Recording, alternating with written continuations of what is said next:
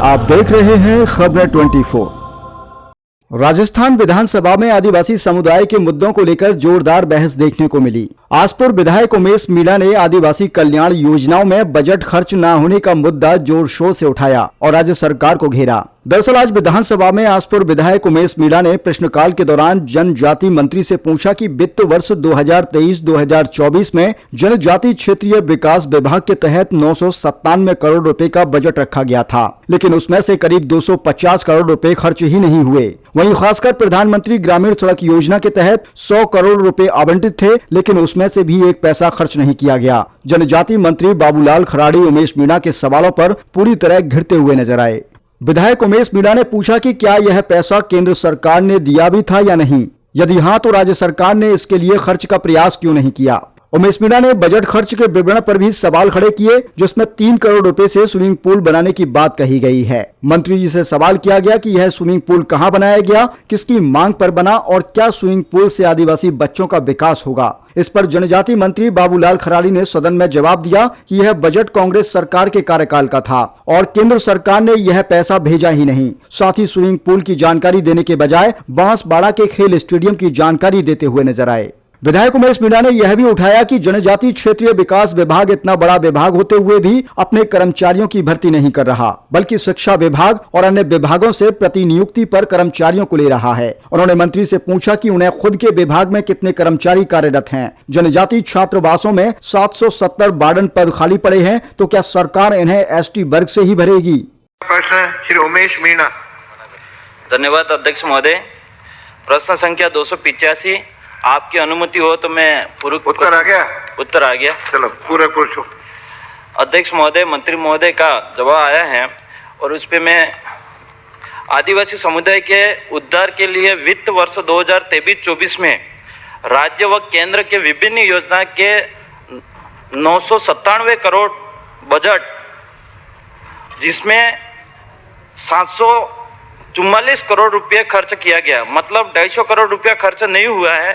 पैसा क्या खर्च नहीं हुआ और उस बजट के आगे क्या किया गया, इसमें भी विशेषकर केंद्र की जो पीएमजे योजना के राज्य के लिए आवंटन 100 करोड़ में से 1 रुपया भी खर्च नहीं बताया। तो क्या ये पैसा केंद्र सरकार ने दिया या नहीं? यदि हाँ तो उसके लिए राज्य सरकार की तरफ से क्या प्रयास किया गया। और परिशिष्ट ब में जो खर्च का जो ब्यौरा दिया गया है, उसके तीसरे नंबर पेज पर स्विमिंग पूल 3 करोड़ के आसपास बजट खर्च किया गया है। तो स्विमिंग पूल कहाँ बनाया, किसकी मांग पर बनाया? क्या स्विमिंग पूल बनाकर आदिवासी बच्चों का विकास करोगे या फिर स्विमिंग पूल और अन्य अनावश्यक जगह पर टीएडी का जो बजट उपयोग किया जा रहा है उसको रोकने का प्रयास रखते हो? उसकी जानकारी सदन को। माननीय मंत्री जी। माननीय अध्यक्ष महोदय जी, माननीय सदस्य ने सवाल उठाया है कि केंद्र सरकार का 1000 करोड़ रुपए खर्च नहीं हुआ। अध्यक्ष महोदय जी, ये केंद्र सरकार का 23-24 का बजट है। वो बजट केंद्र सरकार से आया नहीं, उस समय सरकार कांग्रेस की थी, आया नहीं तो खर्च करने का सवाल ही नहीं। दूसरा एक इन्होंने कहा कि ये जो खेल स्टेडियम मांगा नहीं होगा ना, खेल मांगा नहीं, आप पूछो। दूसरा ये है, खेल स्टेडियम बांसवाड़ा में तारणताल स्वीकृत है 9/9/21 का, सरकार इनकी थी।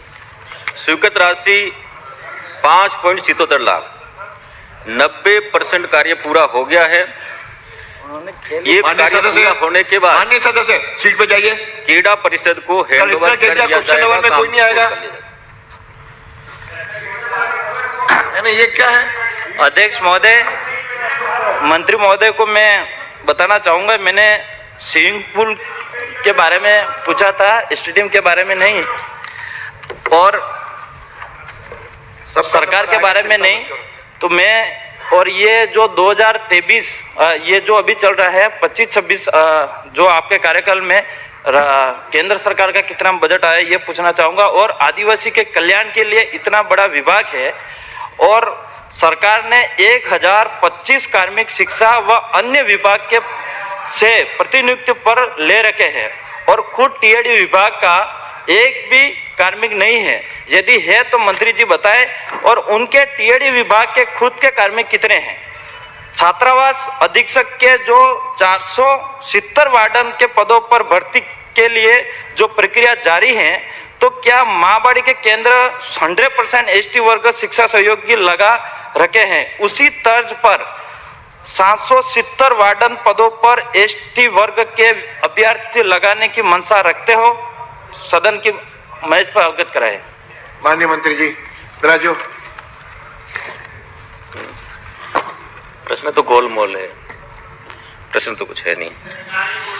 अध्यक्ष महोदय जी, आपने ये कहा कि 470 पद जो हमारे हॉस्टल हैं इनमें पहले केडर नहीं था, और केडर नहीं था तो हम लोग शिक्षा विभाग से अध्यापक लेते थे और उनको वार्डन के तौर पे लगाते थे। अब हमारा केडर बन गया और उनकी कार्मिक विभाग द्वारा उसकी प्रक्रिया चालू है। ये होने के बाद में हमारा केडर बन जाएगा। अध्यक्ष महोदय जी, पहले हमारे छात्रावास अभी जो बढ़ गए हैं 452 छात्र हैं और ये 70 पद है, क्योंकि ये जो अंतर है ये इसलिए अंतर है कि जो अभी जो हॉस्टल वगैरह खुले हैं इसके कारण से ये अंतर आ रहा है। तो ये भी पद जो है फाइनेंस को भेजकर स्वीकृत करा करके पूरा करेंगे।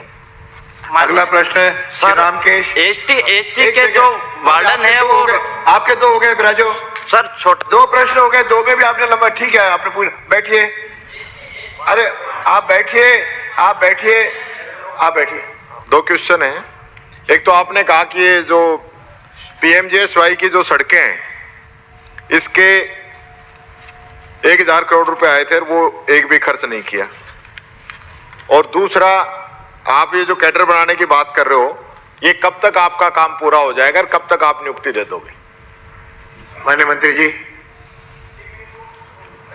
माननीय मंत्री जी प्रश्न पूछा है आपसे। अच्छा, कौन सा केडर बना रहे हो कब तक?